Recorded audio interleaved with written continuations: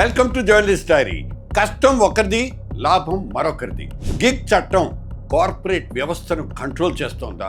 మీ ఫోన్లో కనిపించే స్విగ్గీ, జొమాటో లేకపోతే ఓలా యాప్ వెనక ఉంది కేవలం ఒక ఐకాన్ మాత్రమేనా?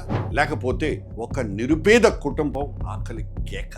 దేశంలో 1,10,00,000 మంది చదువుకున్న నిరుద్యోగులుంటే ఇంకోవైపు 1,20,00,000 మంది గిగ్ వర్కర్లు తమ ప్రాణాల్ని పణంగా పెడుతున్నారు. మన తెలంగాణలో ఉన్న 8.5 లక్షల నిరుద్యోగ యువతకు ప్రత్యామ్నాయంగా మారిన ఈ గిగ్ ఎకానమీ వెనక ఉన్న చీకటి కోణాన్ని ఈరోజు విశ్లేషించుకుందాం.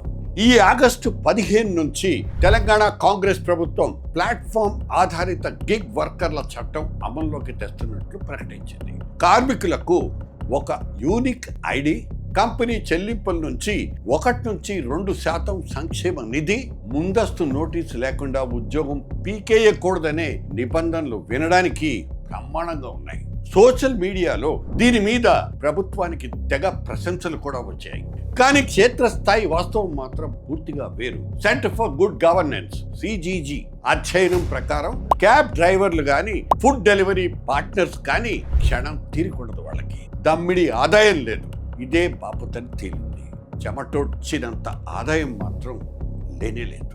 రోజుకు 12 నుంచి 14 గంటలు పనిచేస్తున్న క్యాబ్ డ్రైవర్స్ 10 లక్షల అప్పు చేసి ఒక బండి కొనుక్కుంటే ఖర్చులు పోను వాళ్లకు నెలకు మిగిలేది కేవలం 21,000, జస్ట్ 21,000.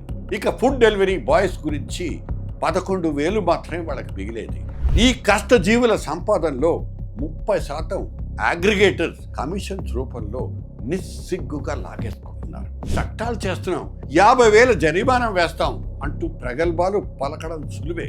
కానీ యాజమాన్యాల మెడలు వంచి కనీస గ్యారంటీ ఆదాయం ఇప్పించే దమ్ము ప్రభుత్వానికి ఉందా అనేది ఒక బిగ్ క్వశ్చన్. కనీసం ఆదాయానికి గ్యారంటీ లేదు, కనీస బీమా ఇన్సూరెన్స్ కవరేజ్ ఉండదు.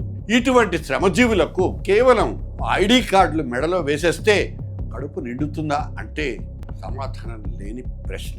ఒక పక్క కార్మికులకు అండగా నిలుస్తున్నామనే ప్రభుత్వ వాదన వినడానికి బాగున్నా, మరో పక్క కార్పొరేట్ కంపెనీలు ఇటువంటి నిబంధనల నుంచి తప్పించుకునే దారులు వెతుక్కుంటూనే ఉంటాయి. అసలు ఈ చట్టాలు కాగితాలకే పరిమితం అవుతాయా, లేకపోతే నిజంగా ఈ కార్మికుల బతుకులు మారుస్తాయా?